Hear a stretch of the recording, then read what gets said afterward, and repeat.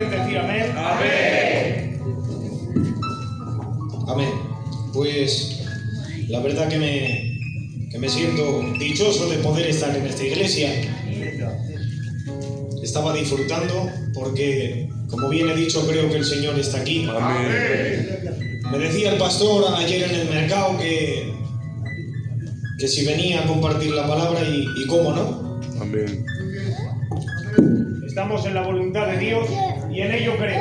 Amén. Cuando Él me lo decía, a mí me venía para compartir una palabra y yo le voy a ser sincero. Orando esta tarde, el Señor me inquietaba con esta palabra. Y no es la palabra que yo quisiera predicarles porque me compromete, a mí me compromete, pero entiendo que estamos bajo la voluntad de Dios. Amén. Cuando a mí me lo decía el pastor ayer en el mercado, pues entiendo, yo no soy nadie, pero confío en aquel que lo tiene todo. Amén. Y cuando me decía de venir a predicar, yo soy así y lo creo así. No vengo a rellenar un hueco, no vengo a rellenar un culto más. Vengo con la fe, la certeza y la esperanza de que hoy Dios nos puede hablar. Amén. No quiero ofender a nadie y no es que vaya a decir palabras malas, no.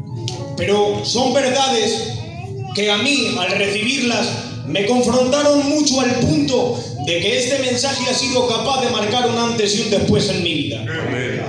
Más que un mensaje de ir a buscarlo, fue uno que me vino a buscar a mí. Un mensaje completo en el que el Señor me administraba por medio de un sentimiento del cual a todos nos concierne, desde el más grande hasta el más pequeño. Amén. Porque ¿cuántos creen que esto del Evangelio, la verdadera prioridad y la verdadera verdad, se basa en establecer una amistad con Jesús? Amén. Esto no se basa de venir aquí una hora al día, de establecer al rito religioso a nuestra carne, al punto de que ya estamos culturalmente, lo hemos normalizado y ya pues el culto se ha hecho parte de nosotros. Pero creo que esto va mucho más allá. Amén. Y va pues con esta certeza de establecer una amistad con Jesús, y hoy es el mensaje. Amén. Hoy quiero que a través de la palabra el Señor nos confronte y que Él nos dé la esperanza de saber que debemos de valorar su amistad. Amén. Voy a ir sin más preámbulos a la palabra. Libro de Mateo, capítulo 26, versos 1 al 4. Dice así la palabra: en el nombre del Padre, del Hijo y del Espíritu Santo. Amén. Cuando hubo acabado Jesús todas estas cosas, dijo a sus discípulos: ¿sabéis que dentro de 2 días se celebra la Pascua y el Hijo del Hombre será entregado para ser crucificado? Entonces los principales sacerdotes, los escribas, los ancianos del pueblo, atención, se reunieron en el patio del sumo sacerdote llamado Caifás y tuvieron consejo para prender con engaño a Jesús y matarle. Vamos a dar un aplauso para recibir la palabra.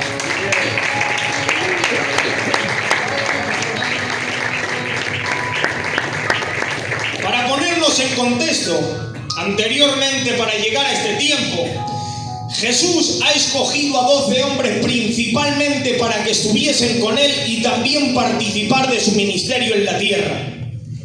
Habiendo establecido este llamado, ha determinado de pasar un tiempo con ellos, y después de conocerles, ha llegado también el tiempo en el que les ha llamado amigos. Así lo ha visto de hacerlo. Les habló y les enseñó lo suficiente para saber de la manera que tenían que vivir y también todo lo que deberían de abandonar en la carne. De la boca de Jesús salió una enseñanza que no tiene ningún desperdicio, cuando dirigiéndose a los discípulos les dijo estas palabras: misericordia quiero y no sacrificio, haciéndoles entender que el amor, la comunión y la amistad debe de estar por encima de todo rito religioso.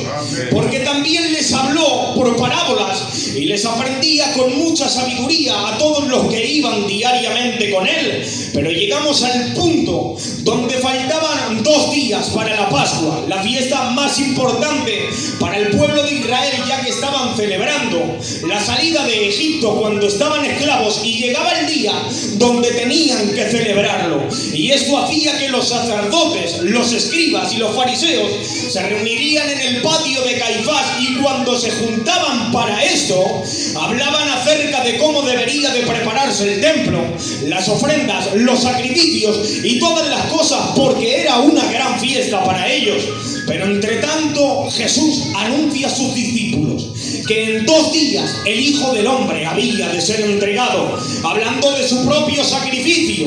Y en aquel patio de Caifás, aunque hablaban acerca de todo lo que se debería de preparar, también había un cierto temor que este año se hacía protagonista en el ambiente que se respiraba. Y aquí llegamos al verso en el que el Señor a mí me hablaba. Dice en uno de los versos que hemos dejado, nos hemos parado en el 4, pero ahora dice el 5, dice así: pero ellos, los que estaban en el patio del sumo sacerdote Caifás, decían: no durante la fiesta, para que el pueblo no se nos alborote. Amén. A mí este verso me quebrantaba porque están pretendiendo matar a Jesús, pero la prioridad es que el pueblo no se alborote y no haya escándalo para la fiesta. Es decir, lo están preparando todo, pero claro, no quieren que el pueblo vea algo diferente a lo que estaba acostumbrado a ver, porque días antes era lógico que se pondrían en el patio de Caifás y sabían que lo estaban preparando todo, porque por la palabra podemos saber que la postura que ellos ocultaban al público, la palabra nos enseña verdaderamente las intenciones que se escondían en el secreto, porque eran capaces de aparentar lo de siempre sin llamar la atención de nadie en el pueblo, pero la palabra revela las intenciones con la mala trascendencia que ellos tenían, estos religiosos. Dice la palabra literalmente, pero decían: no durante la fiesta, para que el pueblo no se alborote. Qué bien sabían guardar la postura durante la fiesta religiosa. Eran tan buenos cumpliendo con el horario de la religión que nadie se daba de cuenta. Y yo me decía: Dios mío, hasta los hipócritas parecen formales en el horario religioso. ¿Cuántos silencios sabían guardar, consiguiendo normalidad delante del pueblo y creando un ambiente tranquilo? Pero yo digo, ojalá que esta iglesia tenga la fidelidad como la tiene, pero hoy ruego al Espíritu Santo que por encima de todo ame la amistad y en la intimidad no tenga la capacidad de hacer actos que le acaban crucificando. Porque en una ocasión se cita en la palabra un pasaje en el libro de Samuel que dice así: la visión y la palabra de Dios escaseaba porque no había frecuencia, pero se habla de la ofrenda de una mujer llamada Ana que insistía tanto llorando que Dios se lo tuvo que dar. Y esta ofrenda era su hijo Samuel, que lo tenía que ofrecer todos los días para que creciese en el templo. Y aunque este joven crecía en mala compañía, sabía el respeto que se merecía el arca de Jehová, de manera que la palabra me enseña, Ramsés, que dormía a los pies del arca, y esto a mí me quebranta. Pero hay una palabra, hay un verso que dice así: y aconteció un día que estaba Elí acostado en su aposento. Y yo decía, ¿qué cosas? Que mientras un joven inexperto recién entrado al templo tiene el suficiente respeto como para dormir a los pies del arca, hay un anciano religioso que se ha adaptado un aposento a su manera. Siendo anciano ya, a Elí se le conocía como el juez y el gobernador y el sacerdote de la tierra de Silo, y el renombre lo tenía. Pero pueden leer el capítulo 1 de Samuel de arriba abajo y podrán denotar algo, que en ningún momento el sacerdote Elí se le llama sacerdote, solamente se le llama Elí. ¿Y qué cosas? Que mientras se utiliza un capítulo entero para hablar del llamado de un joven, en ningún momento se habla del renombre que el pueblo le conocía. Porque claro, esto me enseña algo, y es que cuando la palabra tiene que ensalzar un verdadero llamado, los religiosos se tienen que esconder, porque cara al pueblo sabía guardar la postura y el silencio que le convenía. Pero claro, a la palabra no hay quien la engañe, porque así como Samuel hizo que su llamado descubriese a los religiosos dentro de la casa, y también revelar la religión religiosidad de los hijos de Eli, así provocó la manifestación de Cristo, que hoy su palabra revele las intenciones que había en el patio de Caifás. Y yo digo, cuando Jesús aparece, nadie tiene la capacidad de silenciar lo que realmente es, porque ojalá se levanten hombres con el espíritu de Samuel, que saben revelar la religiosidad dentro de la casa, porque atención, el arca de Jehová fue capaz de matar a Uza repentinamente cuando iba a tocar el arca, porque lo tenía como un armario más de la casa, pero también de bendecir la casa de Obed-Edom en un corto tiempo por el respeto que éste mostraba. De la misma manera, el arca de Jehová fue capaz de matar a los hijos de Eli en la guerra, pero también de revelar un verdadero llamado. Hoy digo, Dios quiera que Nájera respete el arca de Jehová, en el nombre de Jesús. Amén. Amén. Gloria a Dios. Después de la reunión que había en el patio de Caifás, aparentemente todo estaba bien, todo parecía estar tranquilo y con mucha discreción para que el pueblo no se alborotaría. Pero siguiendo el pasaje, hay algo que me llama la atención, y es que cuando los religiosos buscaban hacerlo silenciosamente, habla la palabra detonando una bomba y dice así: entonces uno de los 12, que se llamaba Judas Iscariote, fue a los principales sacerdotes y les dijo: ¿qué me queréis dar si yo os lo entrego? Y ellos le asignaron 30 piezas de plata, y desde entonces buscaba oportunidad para entregarle. A mí este verso me quebranta. La palabra no dice en ningún momento que los sacerdotes obligarían a Judas o que intentarían buscar alguna manera de poder negociar la vida de Jesús. Más bien, a mí la palabra me enseña muy clara y concisamente que fue él por iniciativa propia delante de los sacerdotes demandando una demanda de precio por Jesús. Y yo me decía, pero si formas parte de los 12 hombres a los que Jesús ha escogido en su vínculo cercano para estar con él, ¿me puedes decir qué es lo que haces obteniendo toda la información que hablan los religiosos queriendo matar a Jesús? ¿Por qué sabes todo lo que traman? ¿Dónde tienes el corazón, Judas? Y dice la palabra que habiendo acordado el negocio, dice, y desde aquella hora buscaba oportunidad para entregarlo. ¿Qué capacidad tenía Judas? Que era capaz de pasar ratos con Jesús mientras fraguaba las intenciones al mínimo detalle para prenderlo. ¡Ay, Dios mío! Qué poco valor tenía la amistad de Jesús para alguien que lo tenía tan cerca que comía del mismo plato. Ahora cierra el negocio por 30 piezas de plata. Este cálculo tiene un valor significativo y así me lo enseña el libro de Éxodo. 30 piezas de plata era el precio del valor de la vida de un esclavo. Y ahora, claro, yo decía, ¿qué cosas? Jesús, siendo un rey, le ofrece la amistad a alguien que lo iba a vender por el precio de un esclavo. Y yo digo, ojalá que la amistad que Jesús nos ofrece no se vea vendida por cosas que tienen el precio de un esclavo. Porque muchas veces hay intenciones, acciones, reacciones, palabras, conversaciones, las cuales acaban vendiendo literalmente la amistad de Jesús. Ahora de seguido a esto llega la institución de la mesa del Señor, la última remesa de Jesús con sus amigos, y Judas tiene el salero de sentarse en la mesa, pero Ramsés no se sienta en la esquina, el sinvergüenza. Se sienta tan cerca que comparte la comida en el mismo plato que el Señor. La palabra me lo enseña así. Y dijo Jesús: uno de vosotros me va a entregar. Y cuando todos se preguntaban, ¿seré yo?, Jesús no le responde. Lo pueden leer y lo van a ver. Pero si leemos detenidamente, parece que se marca un paréntesis de tiempo. Hay un parón después de que los demás le pregunten. Y dice Jesús: el que meta la mano conmigo en el plato, ese es. Y ahora sí, Ahora de seguido rompe el silencio Judas y tiene el descaro de participar en la pregunta y de responder, ¿seré yo?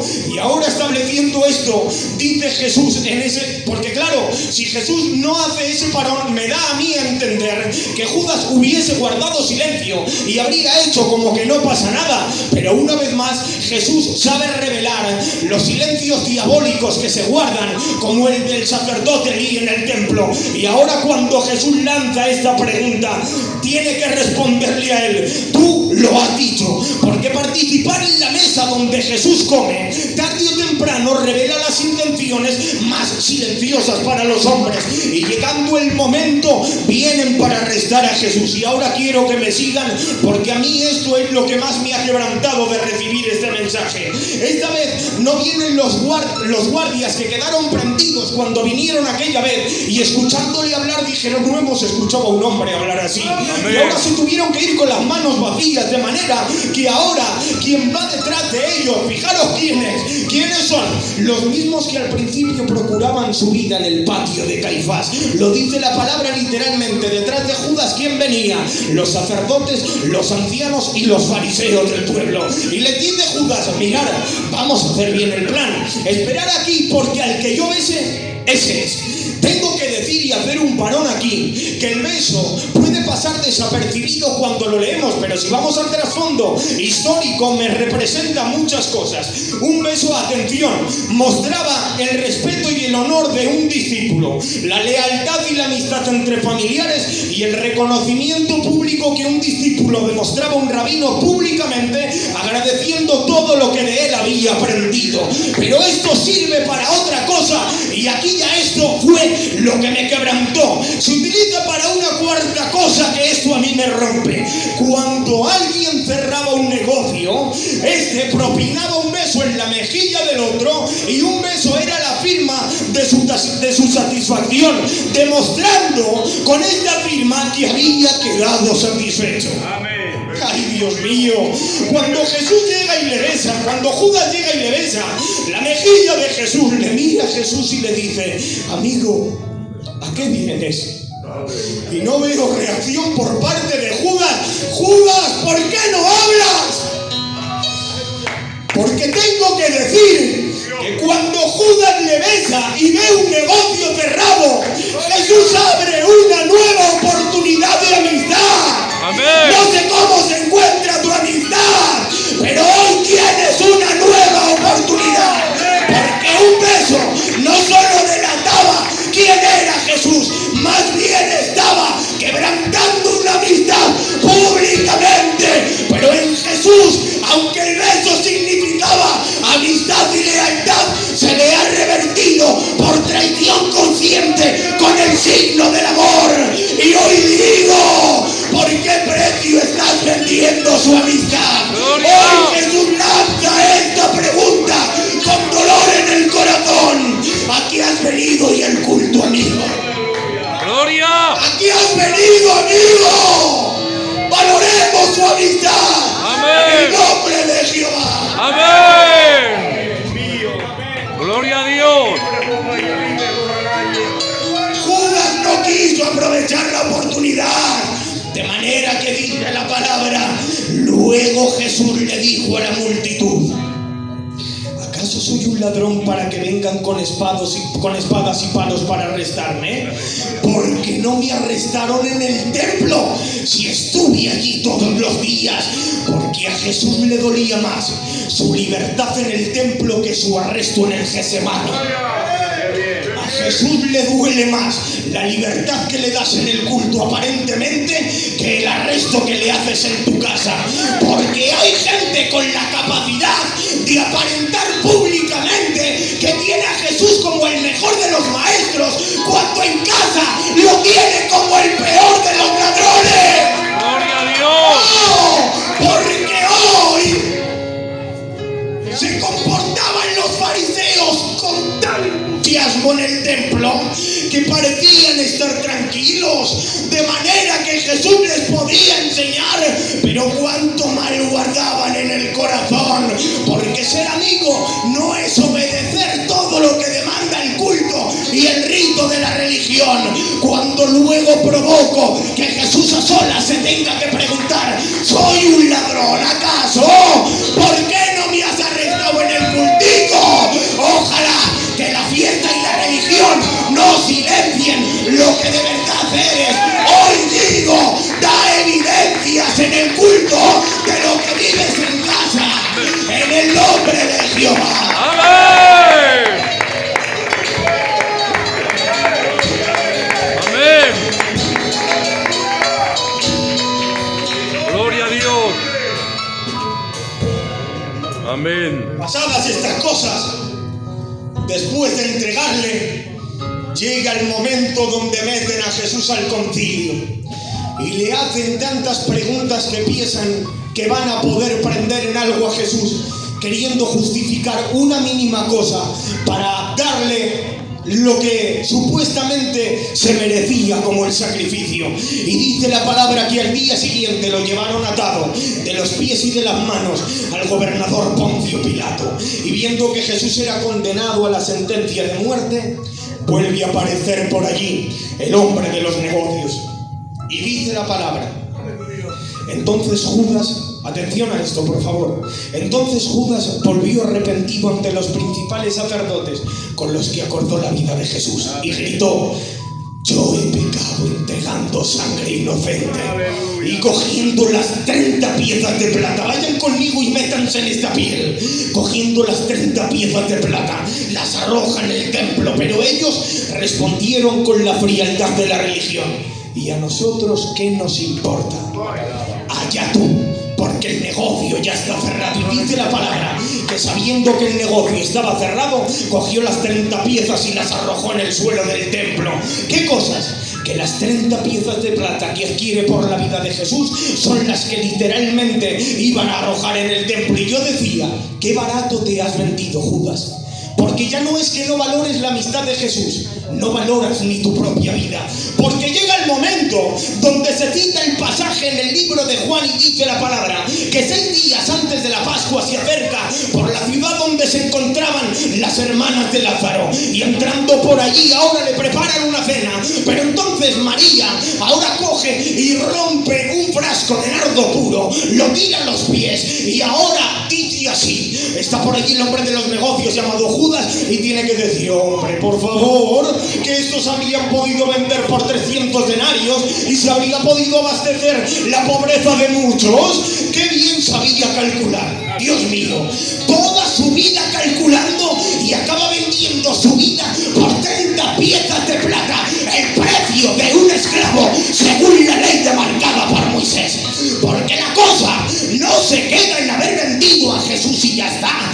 Porque volviendo a la palabra, cuando Judas llega y tira las 30 piezas de plata, sigue diciendo la palabra: y recogiendo del suelo los sacerdotes las monedas, las miraron y dijeron: no podemos ofrendarlas porque es precio de sangre. Pero sale por allí uno y dice: mira, tengo una idea, compremos un campo al que nosotros llamamos el alfarero. ¿Y qué cosas? Que cuando Judas sale y se quita la vida, se ahorca y cae en el suelo, tiene que bautizar este mismo campo que ellos han comprado con el nombre de Aceldama, campo de sangre. ¡Qué paradoja! Que el mismo precio que puso para la vida de Jesús era la firma del contrato permanente para el escenario de su propia muerte. Ahora me llama la atención los siguientes versos. Esto lo tuve que estudiar porque literalmente me llamó la atención, y creo que no hay mejor tiempo invertido que el que se invierte para saber lo que leemos. Dice la palabra en Mateo capítulo 27 y verso 7: y después de consultar estas monedas, compraron con las piezas de plata el campo del alfarero, atención, para sepultar a los extranjeros. Y yo decía: ¿qué cosas? Para sepultar a los extranjeros.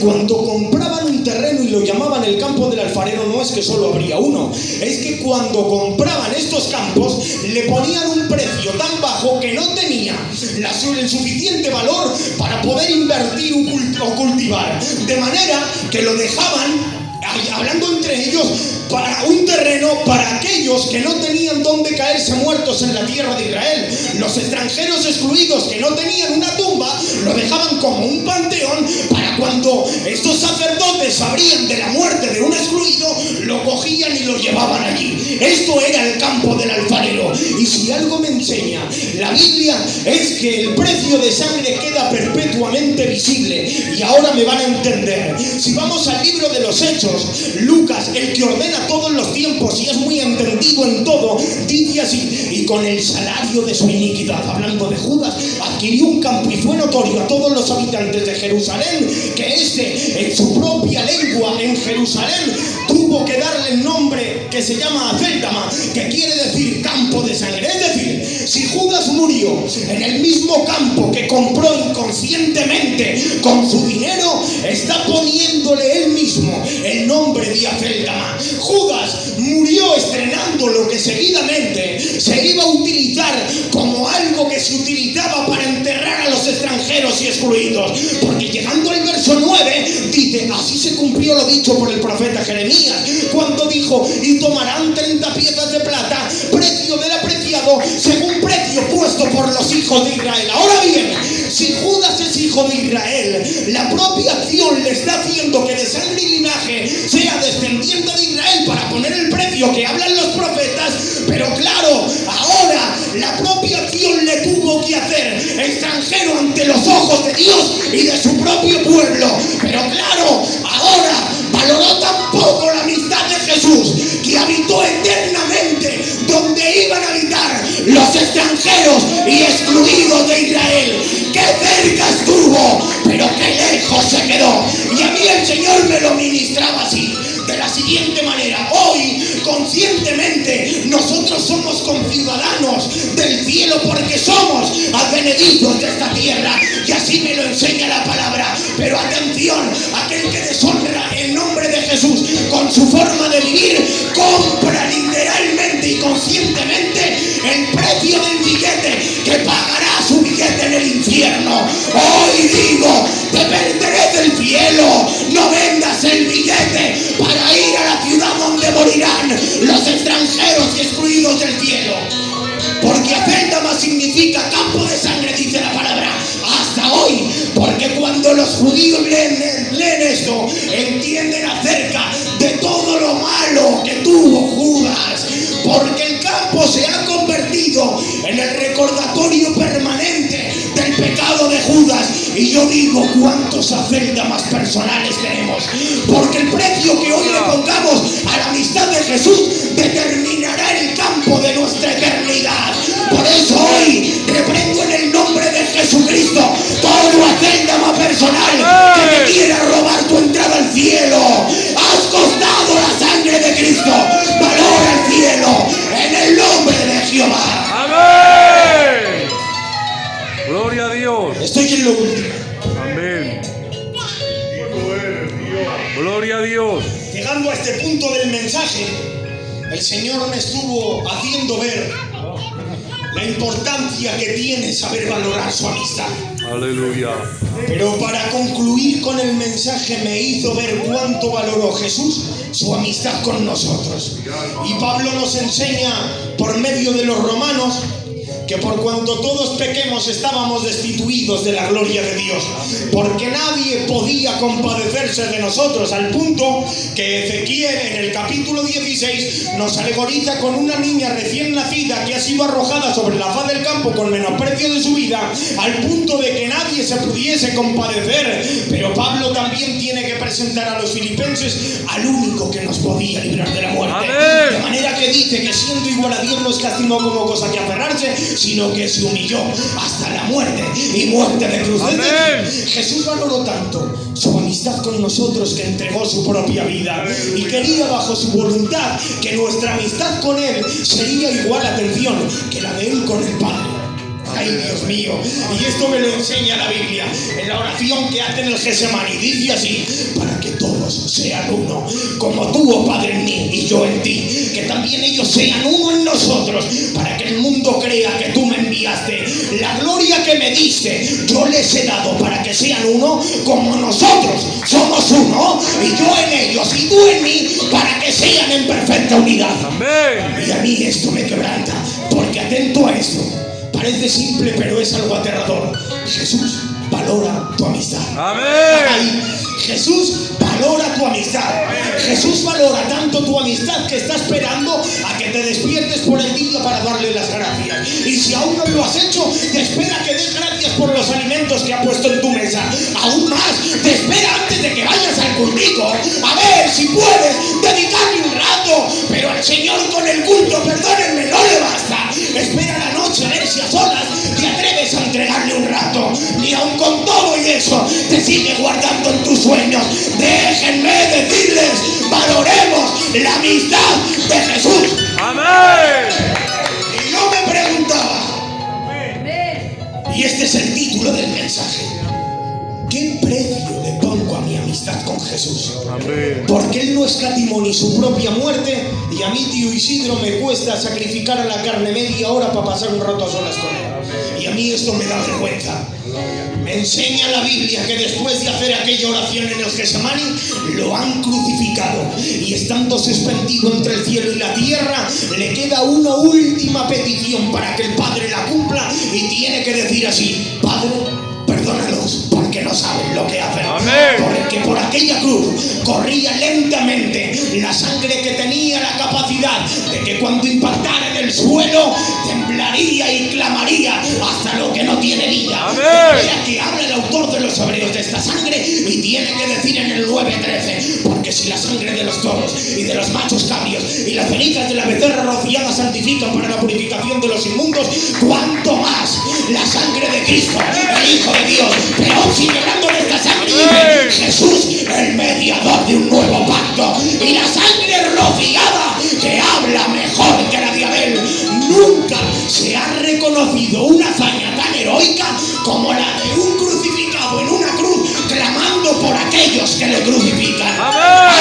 ¡Ay! Y yo digo, no se merece que valoremos su amistad un poco más. ¡Amén! Porque le sobran a Jesús, atención, le sobran a Jesús traidores que participan del plato calculándolo todo, mientras que le faltan amigos que sacrifican en el silencio. Amén.